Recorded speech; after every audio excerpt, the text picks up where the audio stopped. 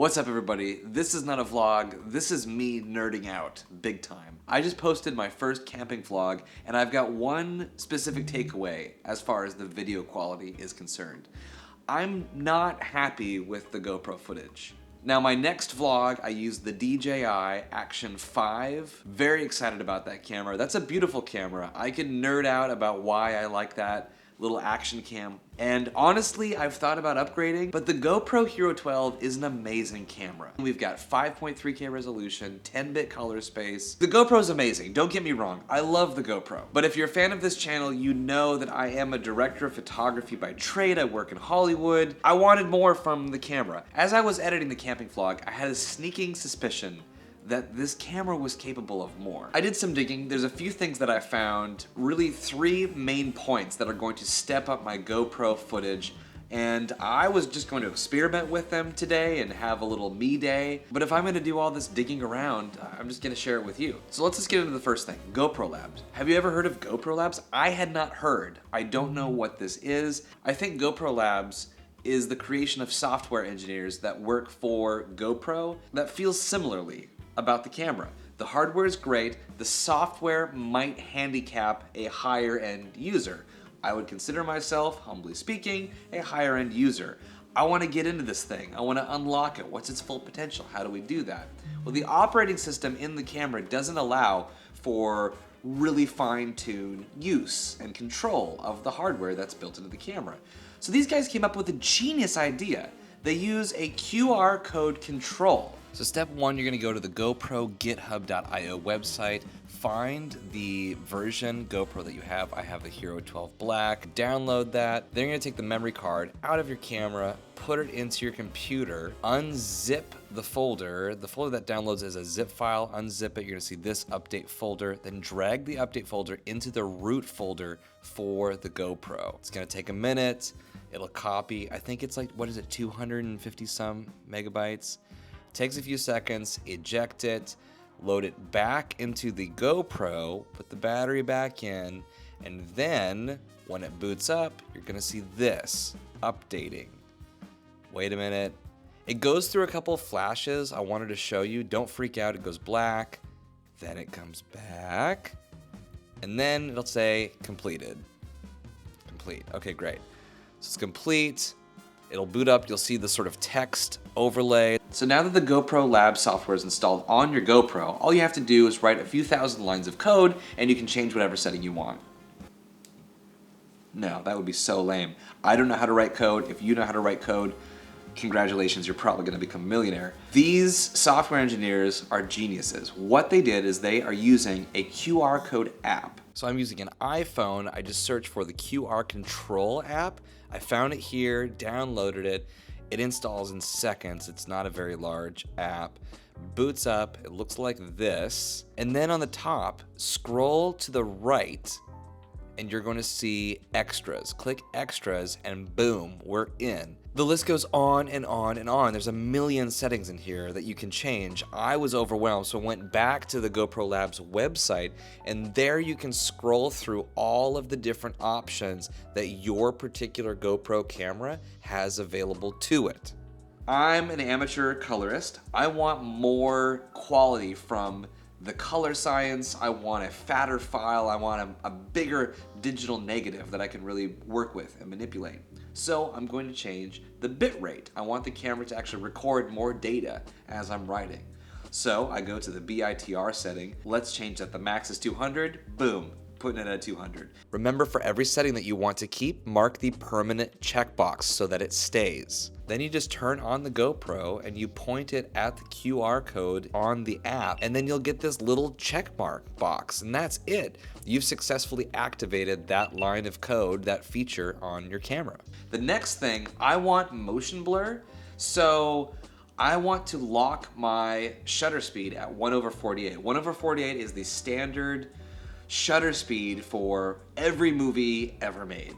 It's the equivalent. You know what, I'm not even really gonna go into that right now. Let's stay focused on the GoPro stuff. I know when I go outside, my shutter speed isn't gonna change. I wanna lock it at 1/48. So then I'm gonna have to add a neutral density filter to control my exposure value. Now, the ISO can fluctuate, But if my shutter speed is locked at 1/48, the camera is going to pull down the ISO to compensate. Thing is, it can only pull that ISO down to 100. Well, I want to know that the camera is tapped out. I want to know that the camera is doing everything it can and that it's up to me to put a neutral density filter on to help the camera get to the exposure value that I want to set it at.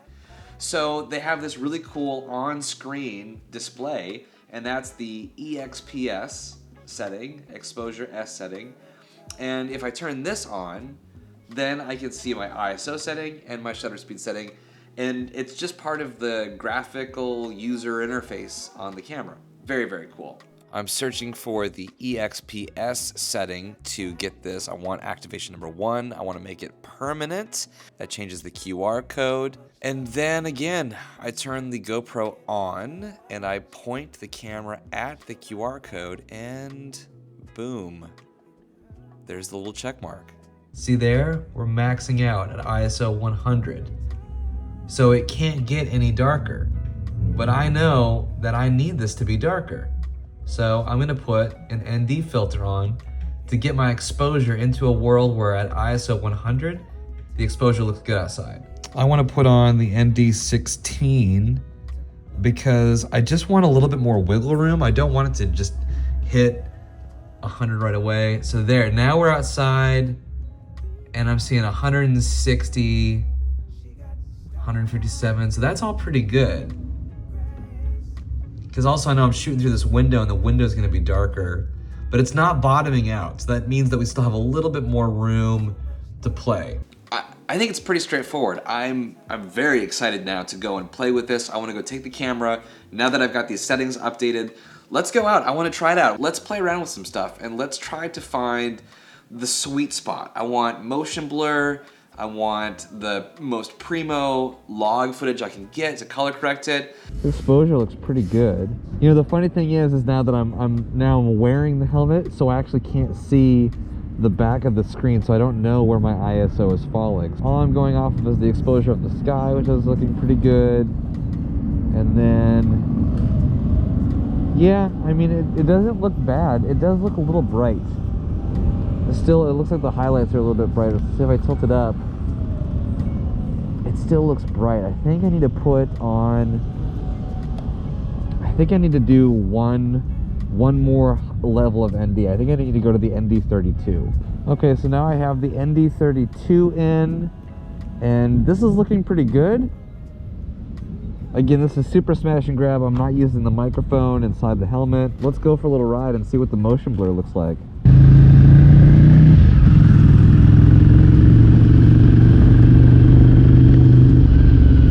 I'm gonna play this clip in log so that we get a true impression of what's actually happening. I'm noticing a weird wiggle. So first of all, look at how awesome the blurred lines are down at the bottom. Look at the concrete, the asphalt as it zooms by. That's what I really want. That's the jam. The handlebars are sharp, the phone is sharp, the tachometer is sharp. But now what I'm noticing is this fuzzing around the cars in front of me. Like there, I'm gonna pause it. I think what we're seeing here is blurring around the image stabilization. So it's stabilizing blurry frames. Normally you wouldn't notice this because there's no motion blur, but now it's having to do an algorithm along with the motion blur. So it's locking on to this car, but the frame is blurry. So even though there's quote unquote no motion movement, so there's still this hyper smooth image stabilization, it's a blurry stabilized image because we have the 1/48 shutter.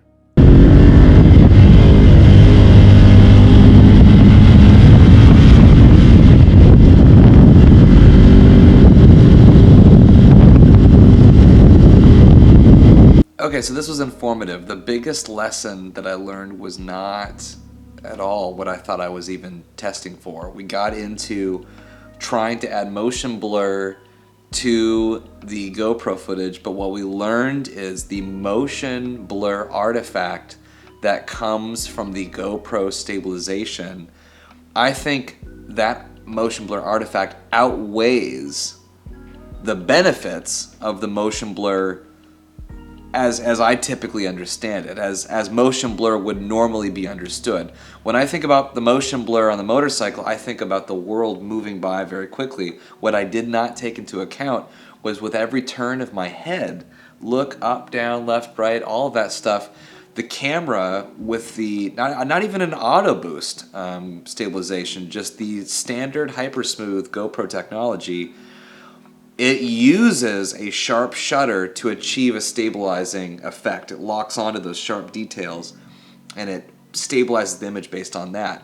When you have the shutter locked at 1/48 and the hypersmooth is on, you get blurring from everything. Like, it's just all blurry all the time. It's kind of like fuzzy. It almost looks like it's coming in and out of focus.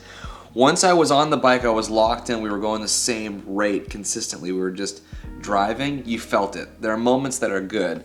But overall, I don't know. This is a tough one. This is open to debate. Do you guys think that when I use the helmet cam, is it better to have the motion blur, or should we just say, it's a GoPro. Let it look like a GoPro. Let it look like an action camera. It's okay for it to look that way. Should we just send it back to the original settings?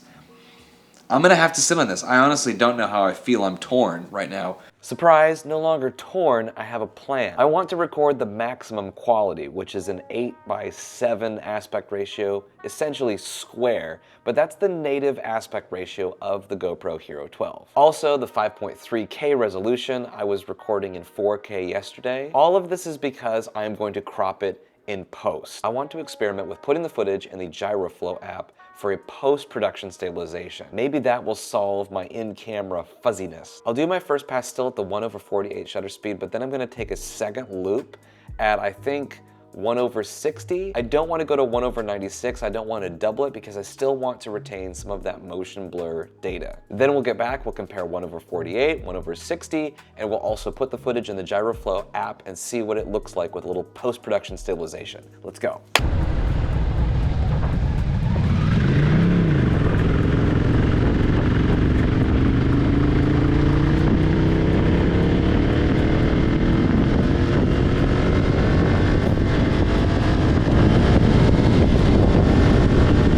I still see some of the little artifacts, that we saw last time, but that's just the motion blur in general. It's not shaking the same way it was, where there would be clearly like a fixed point and then it's blurring the whole point. I definitely still see it. It's really interesting to watch it in the side-by-side and see just how effective all of this has been. Yeah, it's really cool. But I'm definitely interested in trying out 1/96. I want the asphalt to be blurry, but I want a little bit less of this motion artifact on individual objects within the frame. Let's try 1/96.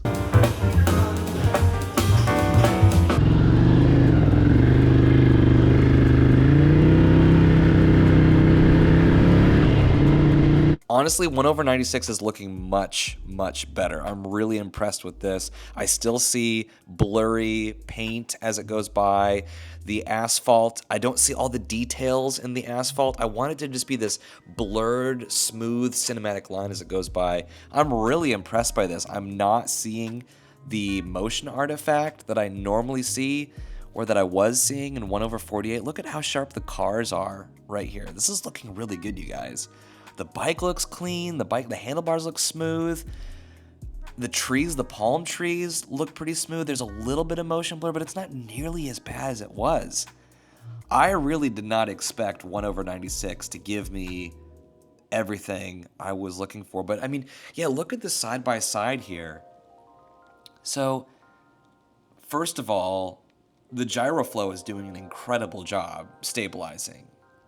I mean, look at how smooth. In other words, the horizon is locked in.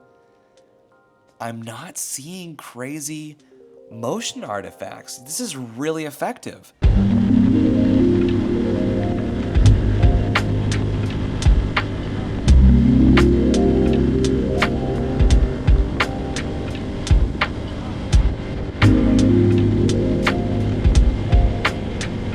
I'm definitely hooked. I'm going to be using the Gyroflow app for all of my GoPro footage moving forward. I think the way I like to shoot and the results that I'm seeing here right now, a post-production stabilization workflow is gonna be what I do moving forward. Thank you for checking out this video. I won't be calling it a vlog because it isn't. This is what I promised you I would do. When I started this channel, I said I would take you along on my journey as I figure out how I like to shoot motorcycle content.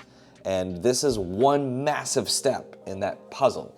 How do I best capture GoPro footage while I'm riding my motorcycle? We've learned a lot today. Please comment below and share your thoughts on this GoPro hack. Let me know, how is this working for you? Do you like this workflow? Do you have something better? I'm always looking to learn, so definitely share if you've come up with a better way to go about this. Also, please subscribe, because when I reach 5,000 subscribers, we're gonna take Kitty on a very special journey across the United States. I'm not gonna get into that now. I have a really good idea about what I'm going to do, but we'll talk more about that in a future video. Thanks guys, stay safe out there.